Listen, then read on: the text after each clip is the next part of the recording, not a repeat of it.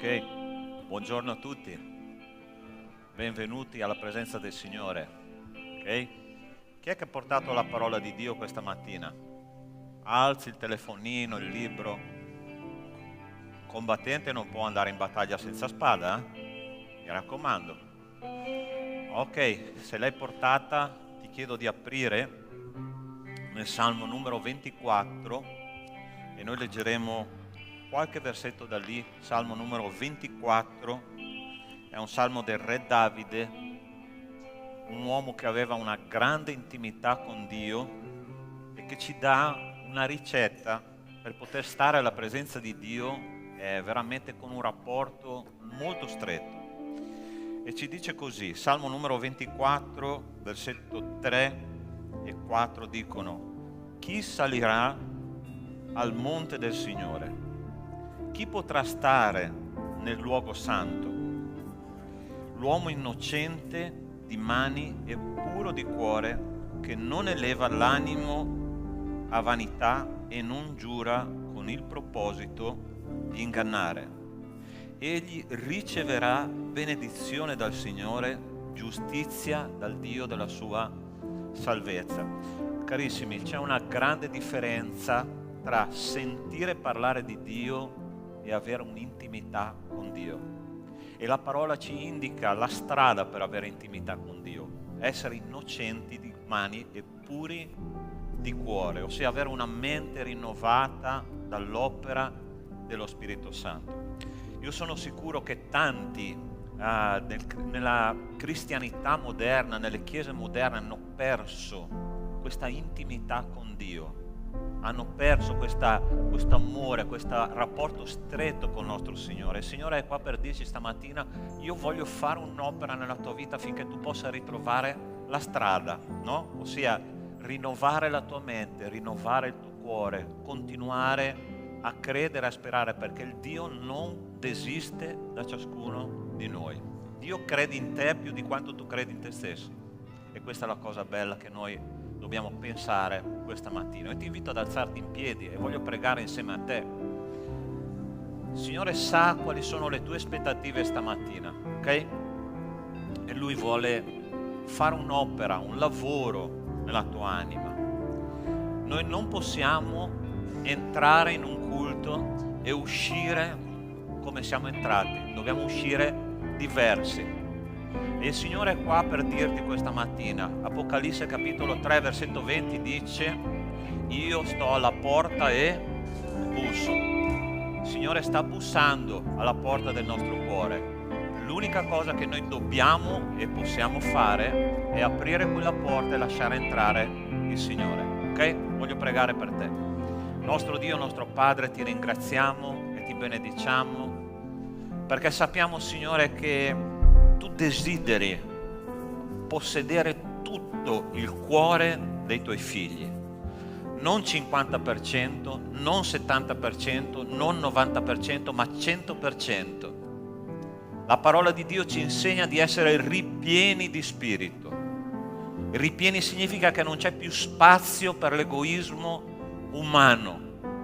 E noi vogliamo, Signore, nel nome di Cristo Gesù, fare un passo verso di te questa mattina, a renderci, Signore, a te, e sapere, Signore, che quando tu prenderai in mano il nostro cuore, la nostra vita, le nostre anime, sarà una guarigione profonda, una pienezza, Signore, una pace, una gioia che mai abbiamo sperimentato prima. Signore, aiutaci a lasciare nelle tue mani, a smettere di controllare la nostra vita e lasciare, Signore, che noi possiamo salire al tuo monte santo, perché là, Signore, quando noi ti guarderemo faccia a faccia, tutto sarà diverso, tutto avrà un senso, tutto sarà pace e gioia nello Spirito di Dio. Grazie, Padre, per questo culto che stamattina sicuramente sarà una benedizione per ciascuno di noi. Io ti ringrazio perché tu sei presente in questa sala e che il tuo Spirito, Signore, possa riempire non soltanto le mura di questa sala, ma nei nostri cuori. Nel nome di Cristo Gesù, amen e amen. Prima di sederti io ti chiedo di a dare una parola di benedizione al tuo fratello, di girarti, dargli un abbraccio, una stretta di mano, dargli un benvenuto nel nome del Signore Gesù. Amen. Dio vi benedica.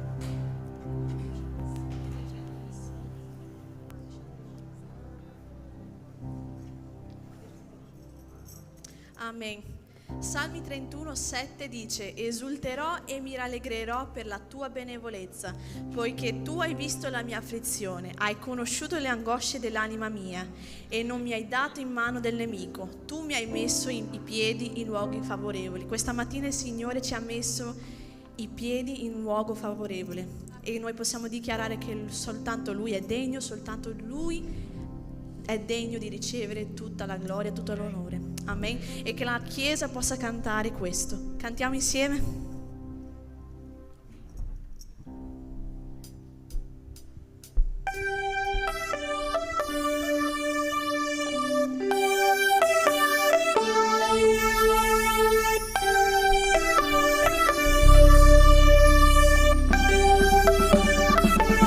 Mettiamo le nostre mani.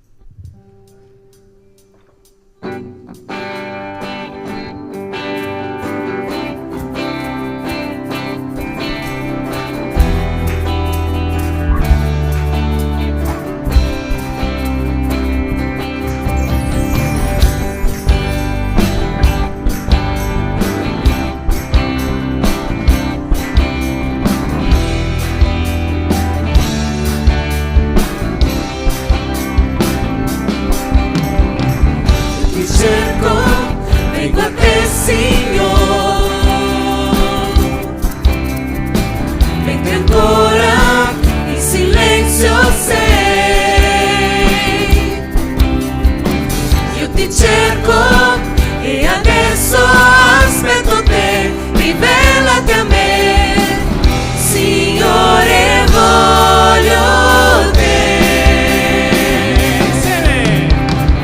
Signor, ti voglio sentire te, io voglio più di te,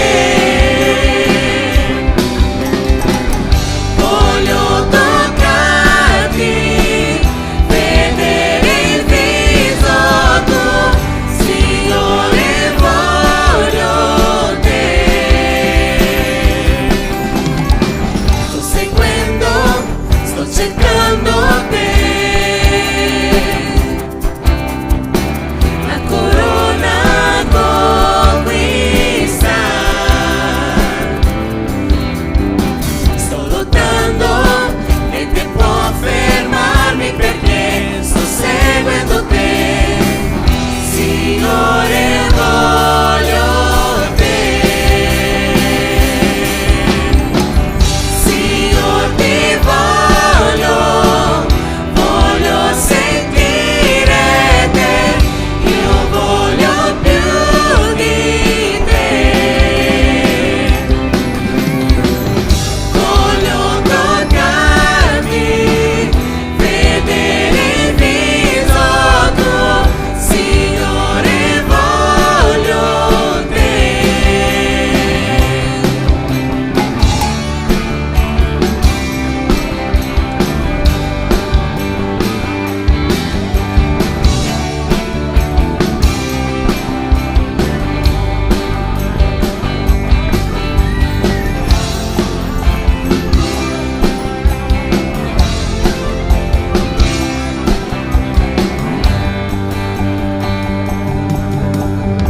Sto seguendo, sto cercando te,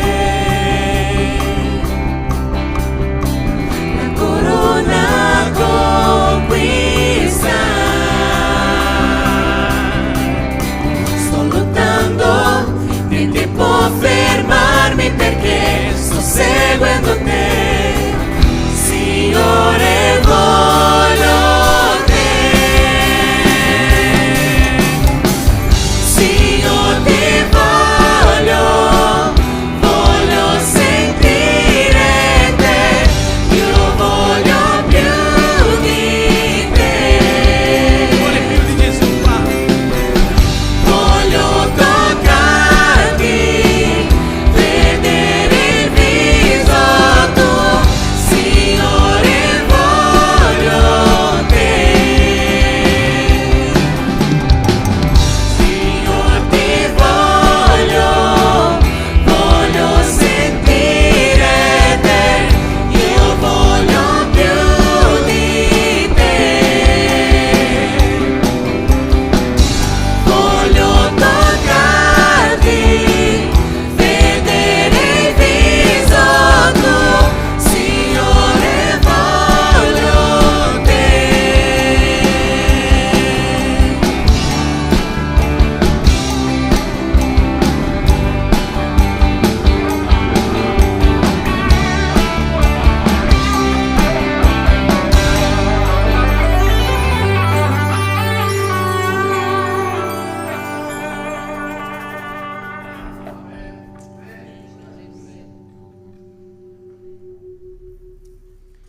Ehie, Asher, Ehie. Mosè ebbe un incontro con Dio al roveto ardenti. E lì lui ascoltò la sua nuova missione e poi chiese a Dio come spiegare al popolo di Israele chi era quello Dio che aveva parlato con lui. E leggiamo allora insieme un versetto in Esodo 3, 14 e 15, che dice: Dio disse a Mosè: io sono colui che sono. Poi disse: dirai così ai figli di Israele: l'Io sono mi ha mandato da voi. Dio disse ancora a Mosè: dirai così ai figli di Israele: il Signore, il Dio dei vostri padri, il Dio di Abramo, il Dio di Isacco e il Dio di Giacobbe mi ha mandato da voi.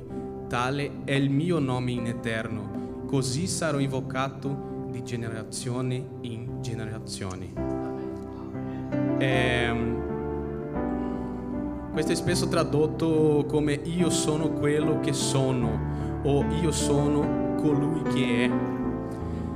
I pensatori cristiani dell'antichità lo capirono nel senso che Dio stava dicendo che era essere stesso, senza tempo, infinito e puramente spirituale, la fonte di tutta la vita. Ma questa non è una definizione ebraica di Dio. Ehyeh, Asher, Ehyeh non significa nessuna di queste cose. Significa sarò cosa, dove e come sarò. Ciò che è importante qui e ciò che manca in tutte le altre traduzioni è il tempo futuro, che Dio sarà, ancora sarà. E Dio si stava definendo come il Signore della storia, che presto sarebbe coinvolto nella storia umana come mai prima di quel momento, per fare grandi cambiamenti, per liberare un gruppo di schiavi dal più potente impero del mondo antico e guidarli in un viaggio verso la libertà. Sarò quello che sarò significa che Dio stava per entrare nella storia di quel popolo e trasformarla. Dio stava dicendo a Mosè che non c'era modo che lui o chiunque altro potesse sapere in anticipo cosa Dio stava per fare, ma che se avessero avuto fiducia in Dio avrebbero visto il futuro che avrebbe creato. Dio stava dicendo a Mosè e al popolo: dovrai fidarti di me. E fino ad oggi lui non ha cambiato. E lo stesso Signore, il Dio dei vostri padri, il Dio di Abramo, il Dio di Isacco e il Dio di Giacobbe, è questa mattina e sta per cambiare la tua vita. Ehyeh, Asher, Ehyeh. E voglio dirti oggi che non importa quanto grande sia il tuo problema, per lui nessuno faraone è grande abbastanza. Non c'è nessun mare che lui non faccia aprire, e lui vuole cambiare la tua situazione oggi. Tu devi soltanto fidarti di lui. Ehyeh, Asher, Ehyeh.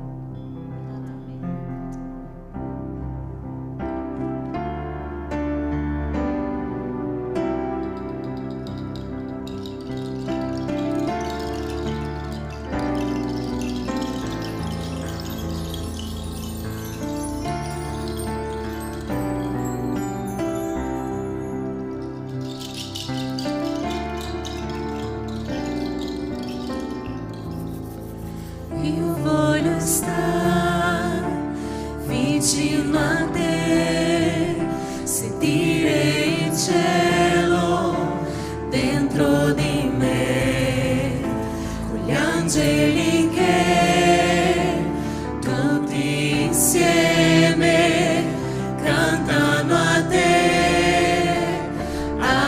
Alleluia, Santo, Santo, Dio potente, il grande io sono, tu sei degno, non c'è un altro, Dio potente, il grande io sono,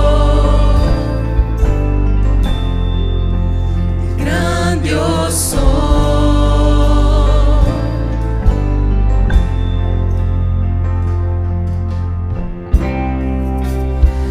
Voglio stare vicino al tuo cuore, amare la tua voce, odiare il peccato, vedere i perduti, trovare la via, insieme cantare. Alleluia, Santo, Santo,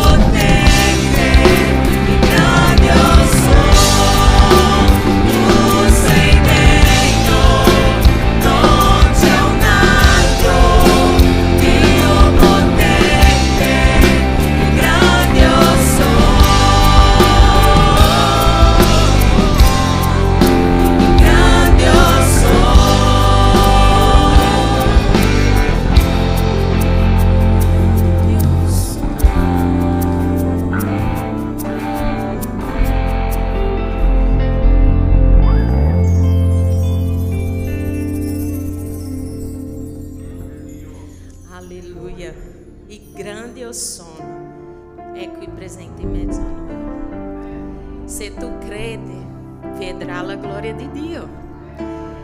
E la prossima canzone che canteremo dice: se il sole tramonta e viene la notte, tu sei la mia guida. Dio è il nostro rifugio, è la nostra fortezza, è la nostra salvezza, è quello che è presente in mezzo alla tempesta. Ogni tanto Lui ferma la tempesta, ma tante volte ci lascia passare, ma non ci lascia da soli, mai. E noi dobbiamo credere che qualcosa Dio vuole con questa tempesta, perché dobbiamo crescere, dobbiamo fidarti di Lui ogni giorno di più, che possiamo mettere la nostra vita davanti a Lui e dire: Signore, sono qui, fai, Signore, quello che tu vuoi con la mia vita. Adoriamo il Signore con tutto il nostro cuore questa mattina. Siamo qui per adorarlo, per esaltare il Santo del Santo, per adorare il grande Io sono. Amen. Adoriamo il Signore con tutta la forza che abbiamo, con tutta la voce che ha qua. È un coro bellissimo, è solo una prova, no, di quello che sarà nel cielo. Adoriamo il Signore questa mattina. Amen.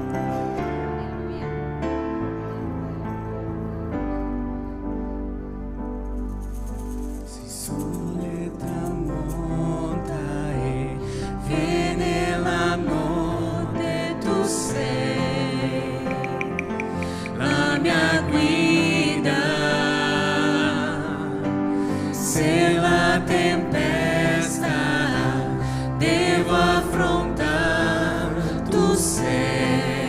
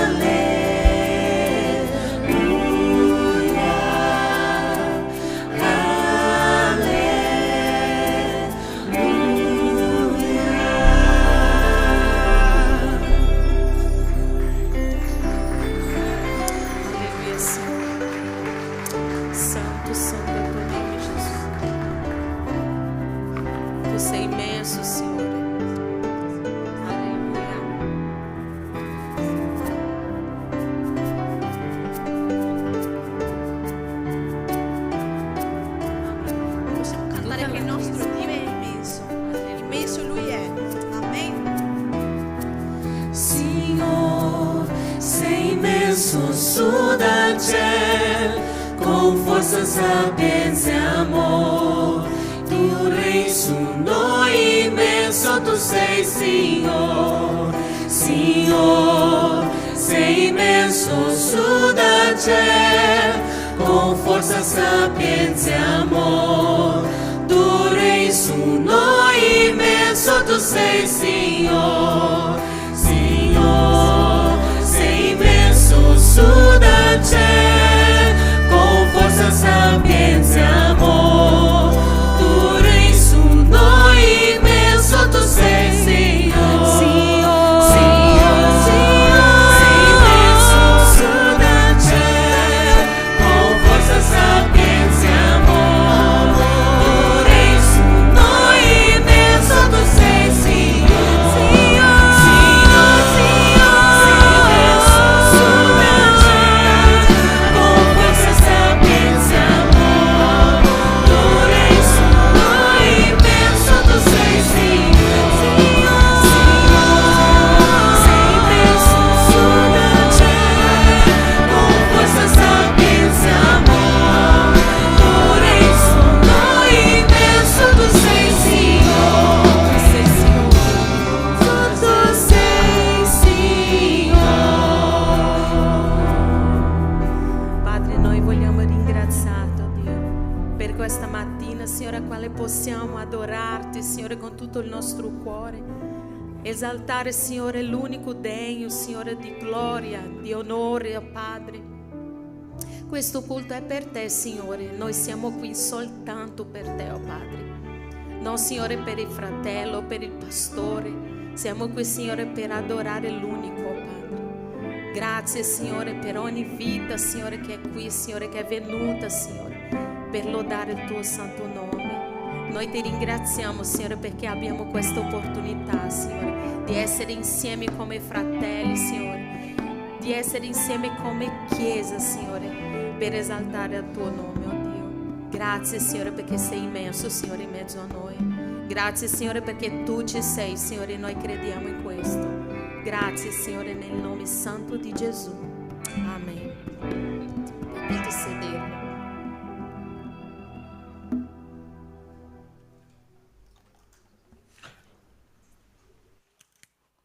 Cellulare qua.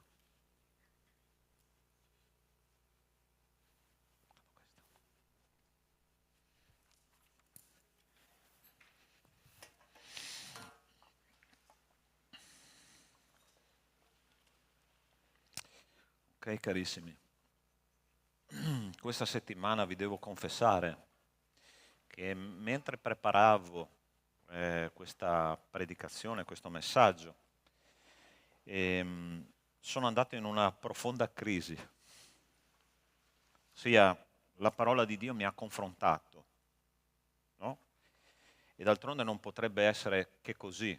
Ossia, un cristiano, e anche i pastori sono semplici figli di Dio, no? Con una funzione diversa da altri, ma sono figli di Dio, e quando Dio li confronta devono andare in una crisi. Tu sai che c'è una cosa molto interessante nella lingua cinese: la parola crisi corrisponde alla parola decisione, ossia quando tu vai in una crisi è un momento di decisione, devi decidere che cosa fare davanti a Dio. La parola di Dio ti mette in una condizione di decidere cosa fare, no? Stiamo studiando questa da alcune settimane, da alcuni mesi in realtà, questa vita di questo grande uomo di Dio che è stata la vita di Neemia, no? Stiamo quasi arrivando alla fine, e mentre io studiavo questi testi, che poi leggeremo insieme stamattina, mi chiedevo come un ragazzo così giovane, no? Ha potuto fare un'opera così grande davanti a Dio. E ci sono delle componenti che noi condivideremo stamattina che veramente devono far parte della vita di un cristiano, no? Devono far parte. Io, da quello che capisco dalla parola di Dio, noi siamo stati creati per lasciare un'impronta nella nostra generazione. Ossia, non possiamo passare come degli sconosciuti in questa generazione che ha bisogno, come diceva l'Apostolo Paolo, di luce in mezzo alle tenebre. E il Signore dice, chi è la luce che io userò per metterla là dove ci sono le tenebre più buie? Sono i miei figli, voi siete il mio popolo, no? E Neemia è stato uno di questi, è stato luce in mezzo al buio. Ma il Signore vuole usare me e vuole usare te per essere luce in mezzo al buio, no? E poter fare dei cambiamenti nella vita delle altre persone. Io non posso passare senza influenzare qualcuno. Ossia, se le mie predicazioni, se i miei studi, se le tue testimonianze nel posto di lavoro, nella scuola, ovunque tu sia, non fanno una differenza là dove tu sei, io passo per questa vita e non sto compiendo l'opera che Dio vuole per ciascuno di noi. Ok? Quindi la meditazione di stamattina è proprio questa. Noi mediteremo su una cosa che non c'è scritta nella parola di Dio, ma è molto evidente, sulla autorità morale che noi abbiamo come cristiani, l'autorità morale. Ok? Ma prima di leggere i testi io vorrei pregare insieme a voi per poter meditare al meglio la parola del Signore. Ok? Chiudi i tuoi occhi e comincia a parlare col Signore. Nostro Dio, nostro Padre, noi siamo qua, Signore, nella Tua presenza, chiedendoti, Signore, di intervenire in questo momento nelle nostre vite. Signore, la Tua parola dice che non torna mai a vuoto. Quando viene seminata qualcosa nasce. E io ti chiedo, Signore, che questa mattina i nostri cuori siano come quel terreno di cui tu parli nei Vangeli, terreno che porta frutto al 30, al 60 e al 100. Non importa in quale percentuale, Signore, ma io voglio essere uno di quei terreni che porta frutto per la tua gloria e per il tuo onore. E ti chiedo per i miei fratelli qua che stamattina possano essere altrettanto. Nel nome di Cristo Gesù, amen. Quando io medito sulla vita di Neemia, medito sull'impatto che lui ha avuto nella sua generazione. Cosa interessante, mi stavo chiedendo come un ragazzo così ha potuto fare una grande differenza nella sua generazione. Guardiamo l'antefatto, cosa stava succedendo nella vita di Neemia. Neemia era un ragazzo che era un copiere del re, ossia era uno schiavo in Babilonia e abitava a circa 1200 chilometri di distanza da Gerusalemme. Lui era un ebreo, un giudeo che era stato probabilmente deportato quando era proprio un ragazzino o forse non era ancora nato quando i suoi genitori erano stati deportati, e a un certo punto lui si informa sullo stato di Gerusalemme. La parola di Dio dice che Gerusalemme era distrutta dal fuoco, le mura erano cadute e là c'era un popolo totalmente scoraggiato, disunito, e poche persone veramente avevano a cuore la sorte di questa città meravigliosa che si chiama Gerusalemme, che è il centro della spiritualità di Israele. Okay? A un certo punto Dio gli mette nel cuore un sogno, ossia va là e fa qualcosa per le mura di Gerusalemme, perché il mio popolo è totalmente disunito, totalmente distrutto e la città non sta in piedi. Allora, come uno schiavo poteva veramente andare là senza avere l'autorizzazione da parte del re? Qualcosa succede, lui parte, va là a Gerusalemme, il re gli concede di andare a Gerusalemme e a un certo punto lui arriva là, un ragazzino sconosciuto al popolo, e dice: mettiamoci al lavoro e ricostruiamo le mura di Gerusalemme. Allora la prima domanda che mi sono fatto è: come questo ragazzo sconosciuto che veniva da una città lontana 1200 chilometri arriva in una città che praticamente non conosce, in mezzo al suo popolo, dice 2 parole, il popolo si mette all'opera e nel giro di 52 giorni le mura vengono ricostruite. Sì, è una cosa veramente soprannaturale quello che è successo. Come Dio è riuscito ad usare questo ragazzo in un modo così potente. Allora ci sono 3 cose che si devono allineare nella vita di una persona che crede nel Signore Gesù, che determinano la sua autorità, ossia, meglio ancora, la sua autorità morale. La prima è una visione potente da parte di Dio. La seconda è una missione, ossia lasciare il posto dove tu hai ricevuto la visione per andare nel posto dove Dio ti chiama a fare qualcosa. Infine qualcosa si deve allineare. La terza possibilità è questa, che deve entrare in azione, ossia visione, missione, azione, sono le 3 cose, che i 3 passi che una persona deve fare perché veramente possa esserci una differenza in quello che io faccio per la gloria del nostro Signore. E Neemia era una persona che veramente è riuscito a allineare questi 3 passi e entrare nell'opera di Dio con potenza e con efficacia. Allora, a un certo punto lui arriva a Gerusalemme e dice: mettiamoci a ricostruire, e il popolo comincia veramente a ricostruire. Chiaramente la situazione non era una situazione semplice, quella di Gerusalemme, però Neemia ha veramente fatto la differenza. A volte noi pensiamo che l'autorità morale dipenda, 1, dalla nostra posizione, 2 dalle nostre capacità, 3 dalle nostre competenze, 4 dalla nostra energia. Oggi noi i leader del mondo li vediamo efficaci quando li vediamo belli abbronzati, che sorridono sempre col sorriso alla Ronaldinho, no?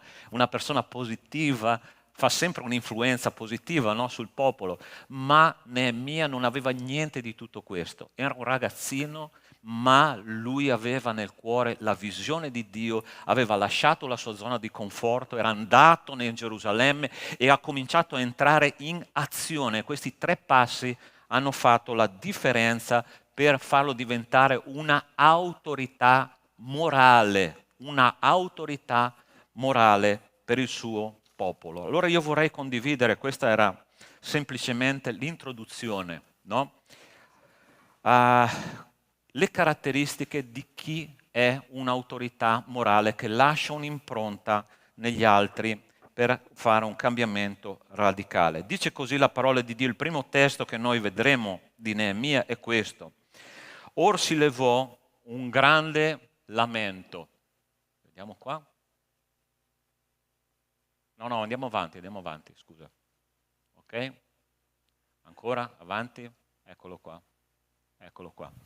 Or si levò un gran lamento da parte del popolo e delle loro mogli contro i giudei, loro fratelli. Alcuni dicevano: noi, i nostri figli e le nostre figlie, siamo numerosi, ci procureremo quindi del grano perché possiamo mangiare e vivere. Altri dicevano: abbiamo ipotecato i nostri campi, le nostre vigne, le nostre case per comprare grano durante la carestia. Altri ancora dicevano: abbiamo preso il denaro in prestito per pagare il tributo del re sui nostri campi e sulle nostre vigne, e anche se la nostra carne è come la carne dei nostri fratelli, i nostri figli sono come i loro figli. Siamo in realtà obbligati a fare diventare schiavi i nostri figli e le nostre figlie. Alcune delle nostre figlie sono già state ridotte in schiavitù e non abbiamo alcuna possibilità di riscattarle, perché i nostri campi e le nostre vigne sono in mano ad altri. Quando udii i loro lamenti e queste parole, io mi indignai fortemente. Dopo aver ben riflettuto sulla cosa, ripresi i notabili, i magistrati e dissi loro: ciascuno di voi esige un interesse da usuraio dal proprio fratello. Così convocai contro di loro una grande assemblea e dissi loro: secondo la nostra possibilità, noi abbiamo riscattato i nostri fratelli che si erano venduti ai gentili, ma ora vendereste i vostri fratelli, o dovrebbero essi vendersi a noi? Allora tacquero, non trovando parole da dire. Io aggiunsi: ciò che state facendo non è buono. Non dovreste invece camminare nel timore del nostro Dio per evitare l'oltraggio delle nazioni nostre nemiche? Anch'io e i miei fratelli e i miei servi abbiamo prestato loro denaro e grano. Vi prego, smettiamo di esigere l'interesse di questo. Restituite loro oggi stesso i loro campi, le loro vigne, i loro oliveti e le loro case, e anche la 100ª parte del denaro, del grano, del vino e dell'olio che avete loro richiesto. Essi risposero: restituiremo e non richiederemo più nulla da loro, faremo come tu dici. Neemia fino a quel tempo, fino a quel momento, aveva affrontato problemi di nemici esterni, ossia aveva lottato per ricostruire le mura, adesso viene un problema ancora più grande, ossia un problema interno alla comunità, interno alla società. Che cosa stava succedendo? Che i grandi, i notabili, magistrati, gli amministratori stavano esigendo interesse dal prestito, al punto che i fratelli si vendevano come schiavi ai propri fratelli per poter sopravvivere a quella situazione sociale critica. Allora Neemia a un certo punto guarda quella situazione, vede quella situazione e comincia a meditare. La prima cosa che lui fa è si indigna della situazione. Hai mai visto un cristiano che fa veramente la differenza nella vita di qualcun altro o in una situazione sociale difficile? È un cristiano che prima di tutto si indigna. Il grande problema della società moderna è che noi ci stiamo anestetizzando e non ci stiamo più indignando per la situazione delle persone che sono là fuori. 1, che non conoscono Dio, 2, che non hanno da mangiare, 3, che sono poveri, 4, che stanno soffrendo delle cose incredibili, e le nostre case sono piene di benedizioni. Il nostro divano, la nostra TV, le nostre macchine, siamo pieni di cose che ci anestetizzano e che non ci fanno vedere il di fuori delle nostre case le necessità degli altri, a volte nemmeno quelle dei nostri familiari che sono lì a fianco, che gridano e che dicono: ho bisogno di qualcuno che capisca quello che sto provando. E lui si indigna, ma la parola di Dio dice che non solo si indigna, dice che rimane in silenzio a meditare per un lungo periodo. Io mi sono chiesto: Signore, perché Neemia non si è arrabbiato subito con questa gente? Per un semplice motivo. Avete visto contro chi lui ha istituito un'assemblea?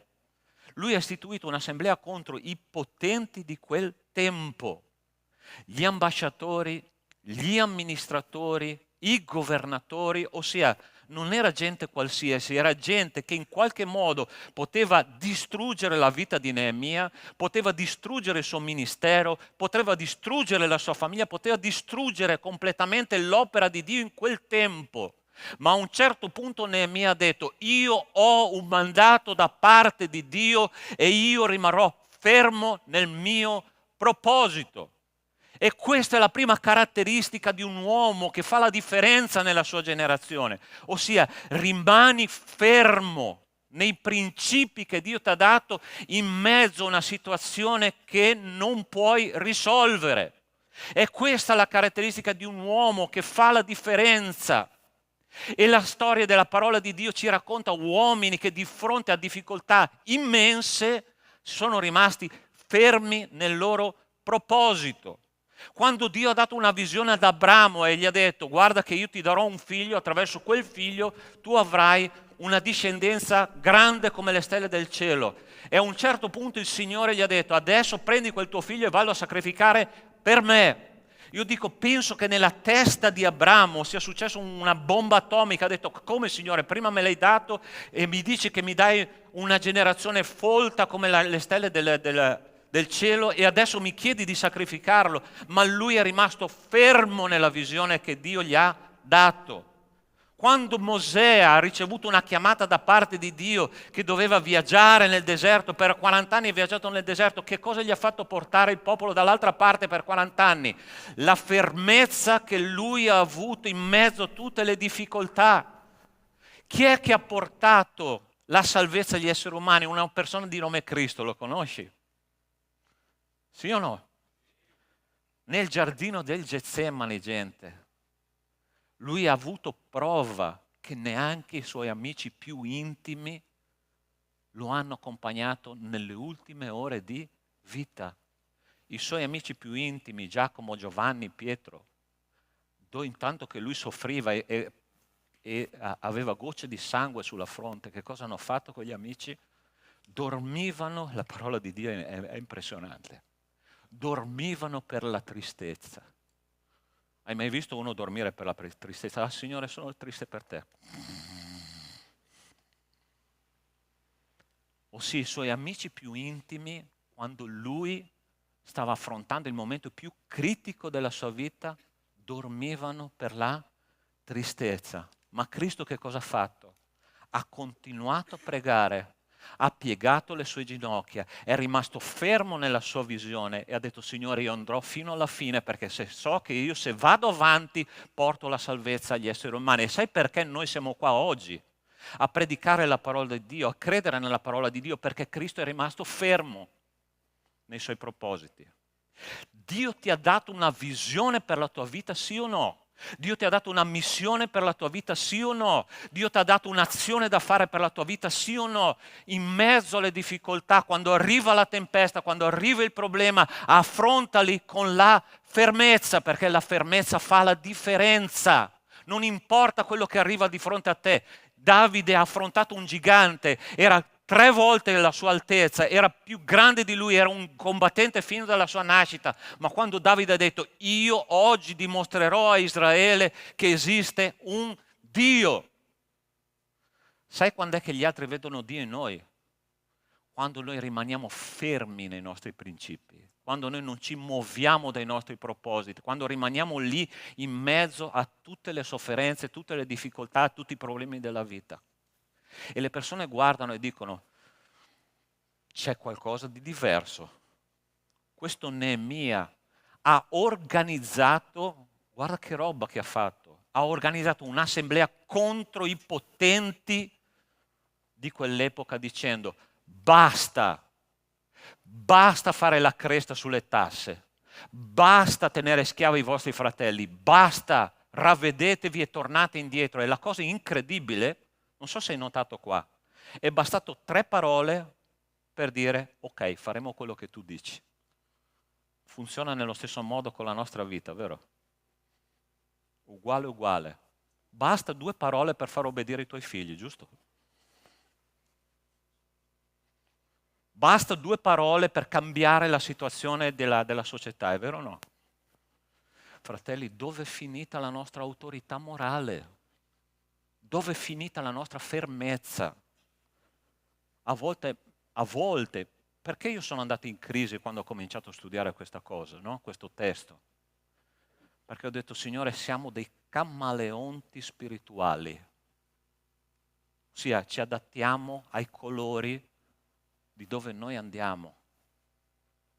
E il Signore mi ha detto: rimani fermo nei tuoi propositi. Non cambiare i tuoi propositi. Non mediare i tuoi propositi. Non compromettere i tuoi propositi, non far cadere i tuoi propositi, perché il Signore ti benedirà e tu potrai influenzare altre persone con i miei propositi. Sapete, la fede è qualcosa, non so se avete mai visto il film Fede come patate. Chi è che ha mai visto? Ok. Coltivatore di terreno, è un ubriacone che a un certo punto conosce il Signore, e in una regione del Sudafrica, cosa impossibile da coltivare patate, lui che cosa fa? Coltiva patate, perché il Signore mi ha detto che devo coltivare patate. E lui, quando semina queste patate, raccoglie un raccolto pazzesco di patate, e a un certo punto lui prende questa patata, è una storia vera, non è una storia inventata, no? Lui prende una patata e dice: sapete come deve essere la fede? Come questa patata. Deve avere una forma, deve avere una consistenza, deve avere un odore, deve produrre qualcosa, perché la nostra fede non può essere teorica, la nostra fede deve essere pratica, e perché sia pratica deve rimanere ferma dinanzi alle tempeste della vita, a quelle cose che io non riesco a gestire, a quelle cose che io non riesco a affrontare. Il Signore dice: rimani fermo, non mediare i tuoi principi. Tu vuoi influenzare qualcuno nella tua vita? La prima cosa è la fermezza, non muoverti dal posto dove tu sei. La seconda cosa che Neemia ha avuto come caratteristica per cambiare la generazione del suo tempo è il sacrificio. Guarda che cosa dice questo testo che troviamo un pochino più avanti, Neemia 5, dice: dal giorno in cui fui designato ad essere loro governatore nel paese di Giuda, dal 20° anno al 32° anno del re Artaserse, Per 12 anni io e i miei fratelli non mangiamo della provvigione del governatore. Invece i passati governatori che mi avevano preceduto avevano gravato il popolo prendendo da esso pane e vino oltre a 40 sicli d'argento. Perfino i loro servi spadroneggiavano sul popolo, ma io non ho fatto così perché ho avuto timore di Dio. Anzi, mi sono grandemente impegnato nel lavoro di riparazione di queste mura e non abbiamo comprato alcun terreno. Inoltre tutti i miei servi si sono radunati là per lavorare. Sapete cosa significa sacrificio? Significa prima di tutto perdere i propri diritti. Ok? Pastore, cosa significa perdere i propri diritti? Hai mai visto in casa, per esempio, proprio una cosa molto comune, no? Tu sei sul divano con la tua famiglia, magari stai guardando la TV e qualcuno dice: qualcuno mi può prendere un bicchiere d'acqua? È interessante che tu sei stato fuori tutto il giorno. Ci sono delle volte che io parto la mattina alle 9, torno la sera alle 9, metto giù la mia sacca. Mi puoi prendere un bicchiere d'acqua? Sì. E tu dici: perché io, Signore? Ma questo è un esempio proprio semplicissimo, no? Ossia, tu vuoi, poi per un maschio è una cosa molto interessante. Il sogno del maschio è: arrivo a casa, divano, telecomando e cibo, ok? Perché un uomo è soddisfatto quando ha la pancia piena e la testa vuota. È vero o no? Siete d'accordo con me, maschi? E questo uomo che aveva il diritto, come dice la parola di Dio, di fare come gli altri governatori, lui è stato eletto governatore del popolo, aveva il diritto di prendere le tasse, aveva il diritto di prendere cibo solo per sé e per i propri servi, aveva il diritto di governare, ossia di comandare le persone a bacchetta, ma la parola di Dio dice che lui ha rinunciato a tutto questo perché? Perché aveva un grande lavoro da fare. Lui si è impegnato a ricostruire le mura e ci sono delle volte, fratelli, che noi non possiamo nemmeno chiudere gli occhi per fare l'opera di Dio. Quante volte il Signore mi ha chiamato alle 3 di notte a pregare, a mettere le mie ginocchia per terra e prega per questo motivo, prega per quest'altro motivo, prega per quest'altro motivo. E io non posso dire: Signore, perché mi sono svegliato alle 3 di notte? Perché io ho bisogno della tua preghiera, dice il Signore. Io devo rinunciare alle mie cose. Il Signore ci promette sangue e lacrime. Questo è vero. Perché io e te non siamo diversi da Cristo. Ossia, Cristo ha passato una vita piena di sofferenza. La parola di Dio dice che lui era un uomo familiare con la sofferenza. Isaia 53 lo dice. E oggi la sofferenza è un argomento, un cliente, un articolo che nessuno vuole nella propria vita. Ti piace soffrire, te? A nessuno piace soffrire, nemmeno Cristo. Però è interessante che quando noi rinunciamo ai nostri diritti, Cristo comincia a fare qualcosa di straordinario attraverso la nostra vita. Il sacrificio genera vita. Il sacrificio genera una persona diversa. Cristo a un certo punto del suo ministero ha cominciato a condividere con i suoi discepoli una cosa: guardate che io devo andare a Gerusalemme, io sarò sacrificato dagli anziani del popolo, sarò flagellato, poi andrò in croce, ma al terzo giorno risusciterò. A un certo punto il suo amico più intimo, che era Pietro, ok? Voi sapete com'era Pietro, no? Lui parlava, lui aveva la ciabatta al posto della bocca. Ossia, lui parlava quello che aveva nella testa e lui rappresentava il pensiero di tutti, no? E Pietro gli dice: Maestro, questo non ti avverrà mai, perché io non lo permetterò. Io non permetterò che tu soffri, perché io sono il tuo amico. È interessante la reazione di Cristo, che dice: vattene via da me, Satana, tu non hai il senso delle cose di Dio. Sai perché? Perché se non c'era sacrificio da parte di Cristo, io e te saremmo stati condannati all'inferno. Hai capito? Il seme della vita viene attraverso il sacrificio, non viene attraverso qualcosa d'altro. Hai mai visto come funziona un seme? Per dare la vita, sai che cosa deve fare il seme? Deve fare spaccarsi in due. A quel punto comincia a venire il germoglio. La vita è questo. Il seme deve morire perché la vita possa nascere. Se io e te non moriamo a noi stessi, come Neemia è morto a se stesso, si è sacrificato per l'opera di Dio, non nasceva la vita, non portava a termine l'opera del Signore. Se tu non ti sacrifichi, non puoi vivere la vita del Signore. Il sacrificio è fondamentale. Ah, pastore, ma già soffro tanto per la mia vita stessa. Come posso sacrificarmi ulteriormente per le cose di Dio? È per questo che tanti muoiono spiritualmente parlando. È per questo che tanti predicano la parola di Dio e niente succede. È per questo che noi predichiamo e le persone non si convertono. È per questo che le persone capiscono ma non si adeguano. Perché? Perché non c'è autorità morale, non c'è sacrificio per l'opera del Signore. Cari miei, il sacrificio è fondamentale. La sofferenza fa parte del ministero. Non c'è niente da fare. Cosa ti verrebbe da fare quando qualcuno critica il tuo ministero, critica la tua vita, critica la tua famiglia, critica quello che tu sei? Cosa ti verrebbe da fare? La prima cosa che ti viene da fare è, vero o no? Mia nonna uccideva le galline così, prendeva il collo. Quante volte nella mia mente ho detto adesso, Signore, io prendo quella persona e il vecchio Sandro farà la sua giustizia.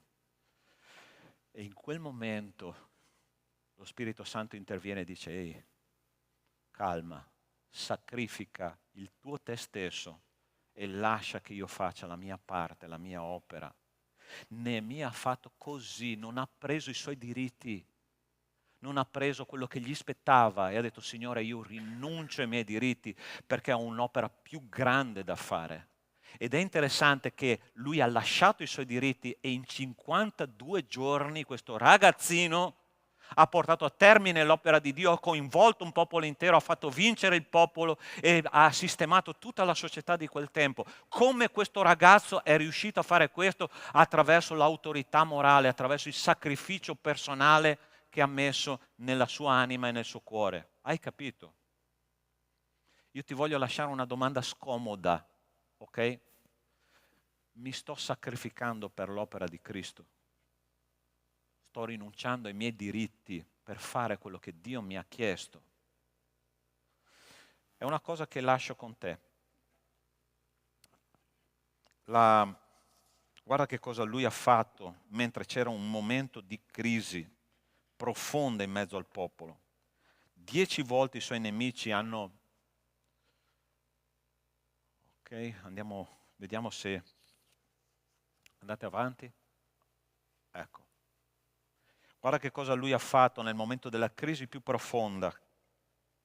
Così continuavano i lavori, mentre la metà impugnava la lancia dallo spuntare del giorno all'apparire delle stelle. Allo stesso tempo io dissi al popolo, ciascuno di voi con i suoi servi passi la notte a Gerusalemme per far la guardia con noi durante la notte e riprendere il lavoro di giorno.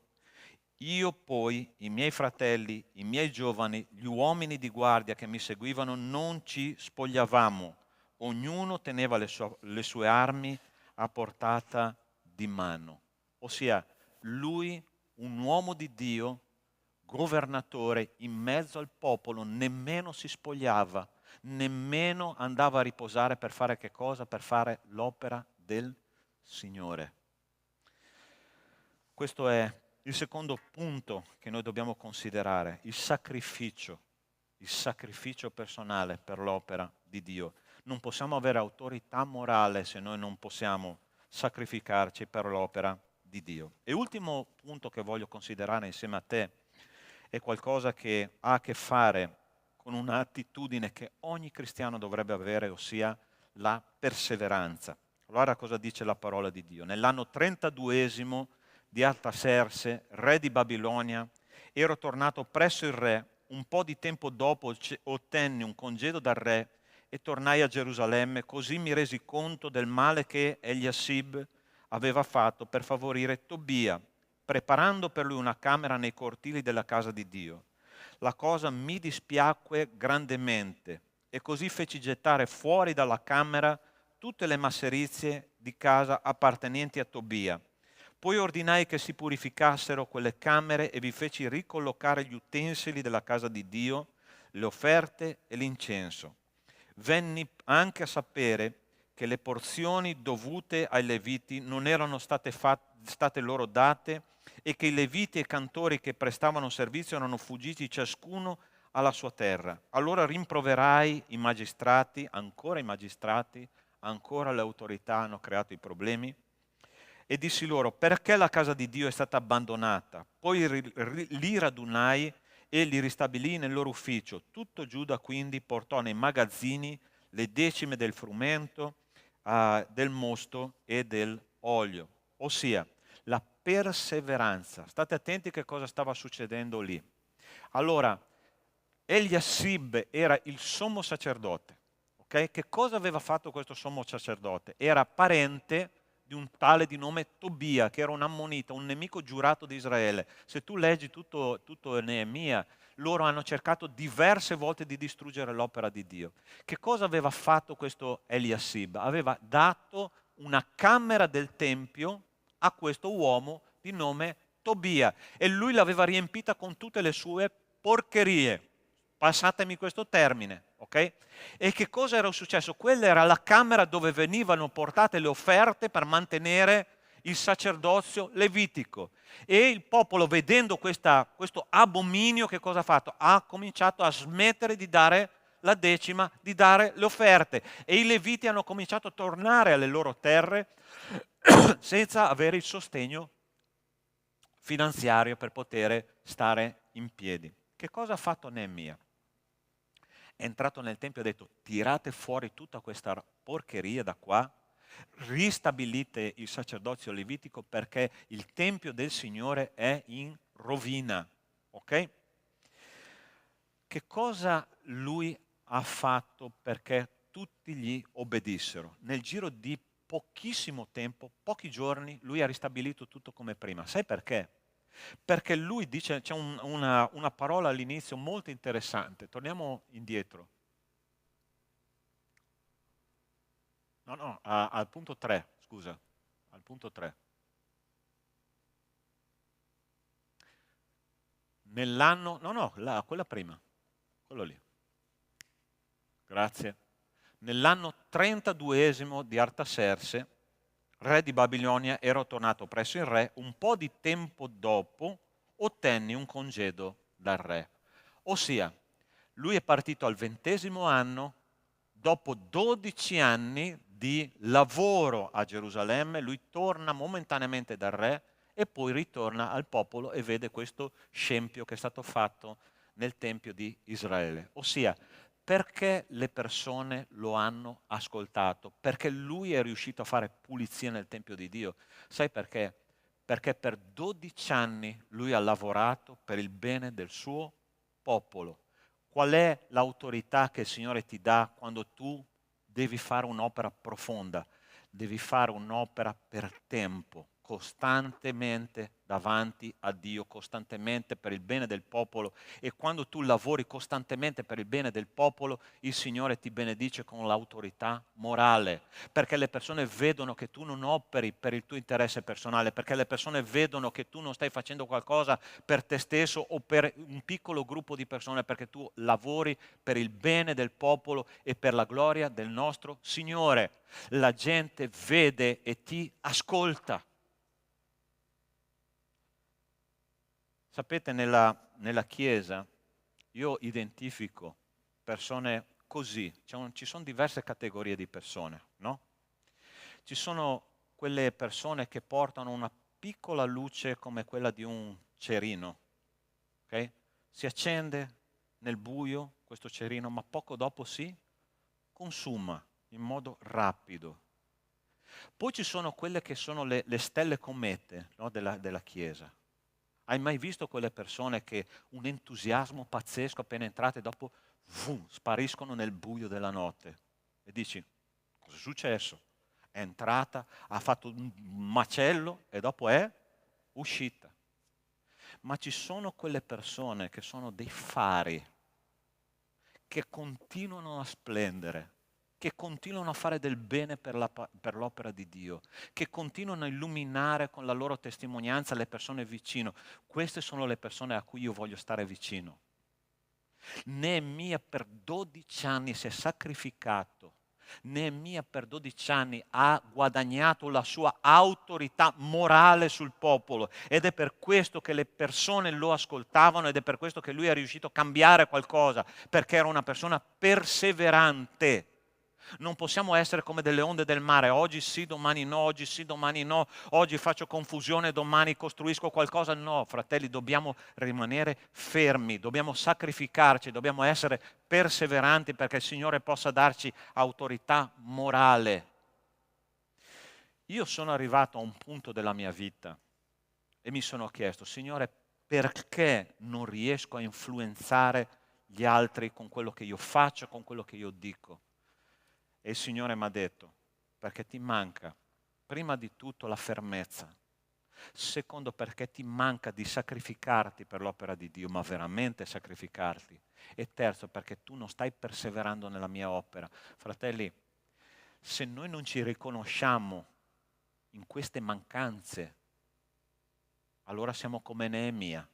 Stiamo dicendo, io faccio l'opera di Dio e tutto quello che farò avrà un effetto. Ma quando io mi confronto con quello che il Signore mi ha detto stamattina, o ti ha detto stamattina, dico, Signore, in qualcosa io sto mancando. Perché io passo per questa vita, io predico agli altri, io faccio tante cose, ma quello che io faccio non ha effetto come vorrei. La risposta è, hai bisogno di fermezza, hai bisogno di sacrificio, hai bisogno di perseveranza. Non essere come un'onda del mare, non essere come una luce che prima appare e dopo scompare. Sii una luce per gli altri. Quando tu sei alla presenza di Dio e quando tu cammini con Dio ogni giorno, tu sarai una luce per gli altri, sì. Sarai un punto di riferimento. Che il Signore possa aiutarci a essere questi punti di riferimento. Punto di riferimento non è solo il pastore. Non è solo il pastore. Siamo ciascuno di noi. E se ciascuno di noi si illumina di un po' di luce del Signore, tu immagina fuori nel mondo delle tenebre che diranno cosa sta splendendo in quella vetrina. C'è un negozio meraviglioso in centro a Treviso di caramelle dolci. Poco prima di arrivare a Piazza del Signore tu passi per questa vetrina, è impressionante come loro riescono a organizzare proprio per attirare l'attenzione, no? Le luci proprio puntate su queste coppe piene di caramelle che strabordano. Dico, Signore, mi viene voglia di entrare. E tu sai come va a finire quando tu cominci a desiderare, no? Mi dici, passo ma non mi fermo. Mi fermo ma non entro. Entro ma non mangio. Sai come va a finire? Gnam gnam gnam gnam gnam. E le persone hanno bisogno di entrare in quel negozio che si chiama Chiesa e cibarsi della parola di Dio. Vuoi essere come Neemia, sì o no?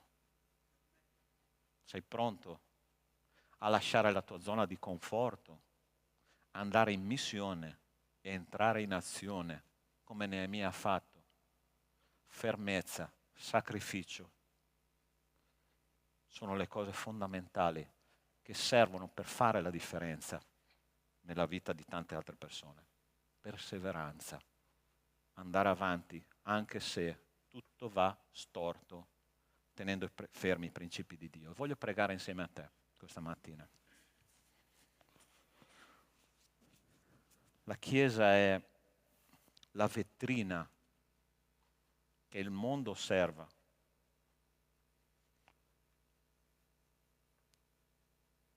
Ci sono persone che l'unica Bibbia che leggeranno nella loro vita sarà la nostra testimonianza.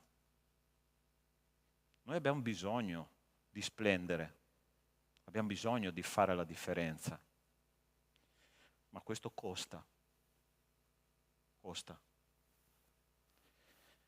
Non è la nostra posizione che fa la differenza, ma un'autorità morale che il Signore ci dà da conquistare.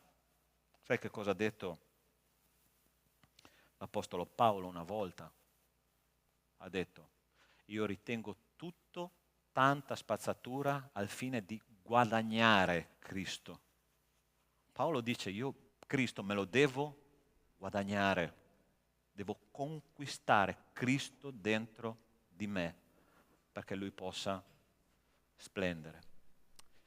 Nostro Dio, nostro Padre, è nella Tua Chiesa, Signore, che Tu vuoi regnare. È nella Tua Chiesa, Signore, che Tu vuoi manifestarti. Ma questa autorità morale non cade dall'alto, è una conquista.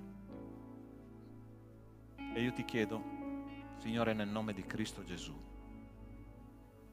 Tu possa darci la perseveranza di conquistare questa medaglia, Signore, che Cristo vive in noi. La Tua Chiesa qua è pronta, Signore, per conquistare questo grande traguardo. Il terreno è stato preparato, il seme è stato messo e adesso, Signore, io ti chiedo che possa portare frutto. E io ti chiedo, tu che sei qua stamattina, che hai ascoltato la parola di Dio, tu hai sentito che la parola di Dio era per te? Se tu stai dicendo: Signore, io veramente ho sentito la Tua voce stamattina, non la voce del pastore, la voce del Signore, io voglio pregare insieme a te questa mattina, ok? E se tu hai sentito che la parola di Dio era per te, io ti invito ad alzarti lì dove tu sei, perché voglio pregare insieme a te. Amen? Dio ti benedica qua sulla destra, Dio ti benedica, Dio ti benedica, Dio ti benedica là dietro. Sacrificio, fermezza, perseveranza, luce e sale di questa terra. Il Signore ti sta chiamando. Non avere paura di rispondere alla sua chiamata, ok? Soprattutto non avere vergogna, perché forse potrebbe essere l'ultima chiamata che il Signore ti fa, perché la tua vita guadagni un senso. E io sono qua per dirti che il Signore ti ama profondamente. Lui sa quali sono le tue debolezze, ma questo non gli impedisce di amarti, perché Lui non investe in azioni tossiche, Lui investe in azioni vincenti. E quell'azione vincente sei tu. Sei tu. Ma lascia la tua zona di conforto e metti i tuoi piedi nelle orme che il Signore ha lasciato per te. Nostro Dio, nostro Padre, questa mattina io ti ringrazio per l'opera che hai fatto nella vita di questi cari fratelli.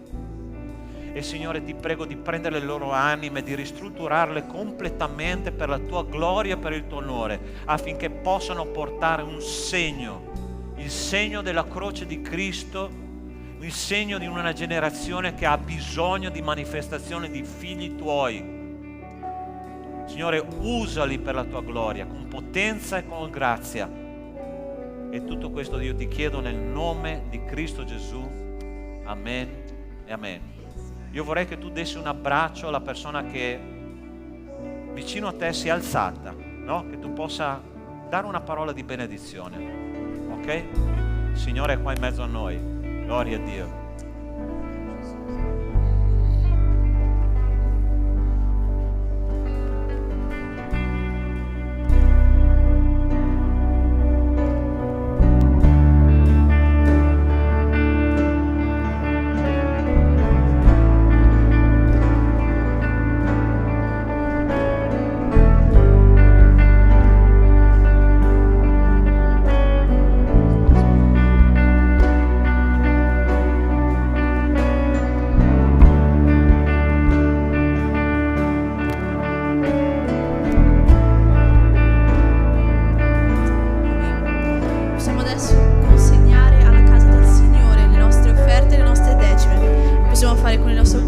disposto. Amen.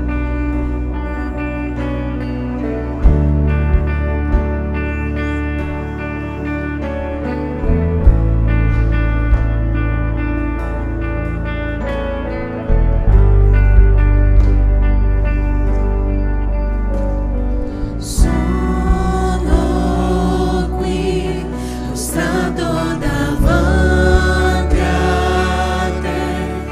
Vieni, Signore.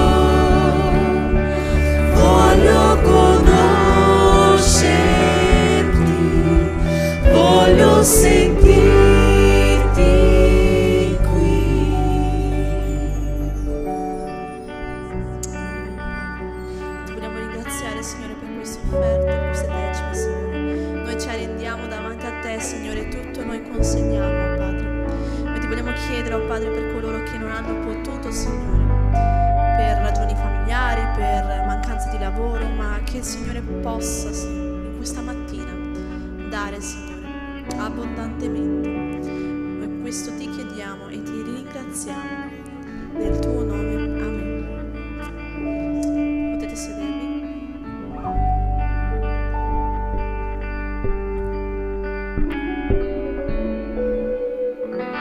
Guardare l'annuncio.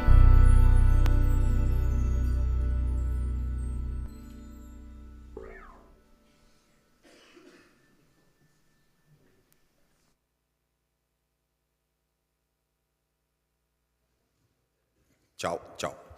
Fratelli e sorelle, vi approfitto questa opportunità per invitarvi per un po' più avanti dalle 13:30 in prima convocazione e 14 ore in seconda e ultima convocazione per la nostra assemblea di oggi, assemblea generale, dove dobbiamo fare specialmente prestito di conti di quest'ultimo anno di 2022, accettazione di membri, anche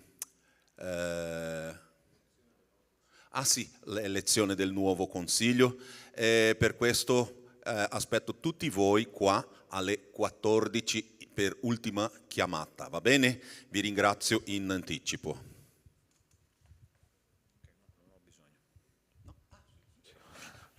Ok, altri due annunci veloci. Il primo per quanto riguarda il corso di teologia, ogni martedì ore 20 e 15. Questa settimana saremo a Conegliano, fra 2 martedì saremo qua a Treviso, ok? Pastore, io non ho mai partecipato, vorrei capire un pochino di più. Non importa, ogni modulo è autoconclusivo, perciò tu puoi entrare in qualsiasi momento, studiare quella parte e poi vediamo se tu magari sei interessato, possiamo anche fare un recupero, non importa. L'importante è crescere nella conoscenza del nostro Signore, ok? L'altra cosa, cena delle coppie giorno 11 di febbraio, giusto Eliezer e Jessica? Ok, qua ci sono i 2 fratelli responsabili, per favore potete alzarvi, che così fate vedere. Allora, riservata alle coppie sposate, ok? Quindi per tutti quelli che sono sposati possono partecipare a questa cena, sarà una bellissima occasione di stare insieme, di condividere la parola di Dio e soprattutto anche una sera in compagnia che non sarà una cosa cattiva, no? Sarà una cosa molto buona, ok? Siamo famosi per le nostre cene delle coppie, va bene? È già 3 anni che non le facciamo, è ora, è giunta l'ora di riprendere questa buona tradizione, perché ci sono le cattive tradizioni, ma anche le buone tradizioni, ok? Penso di aver detto tutto.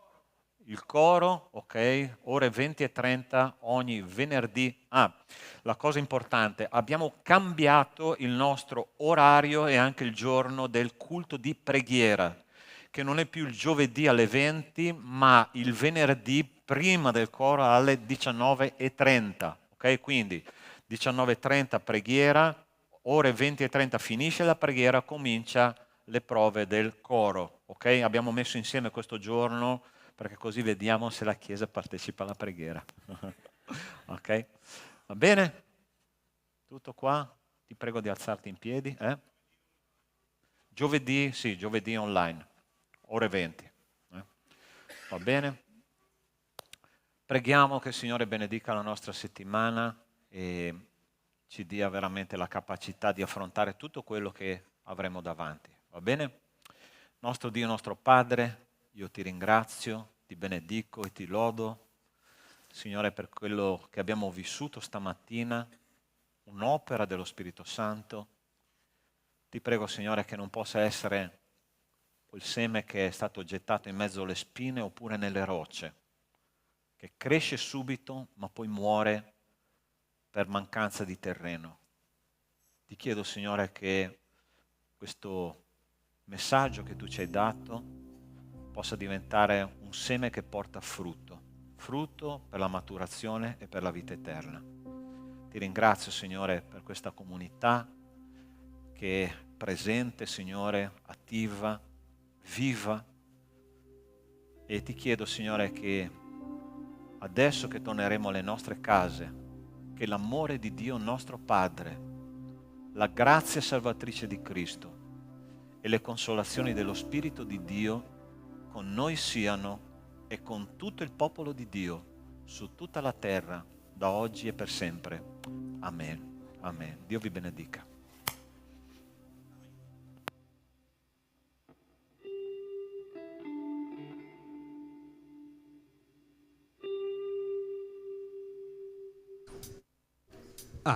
Canteremo ancora un'altra canzone e potete andare via, ma noi suoneremo qui, potete suonare e cantare insieme se volete.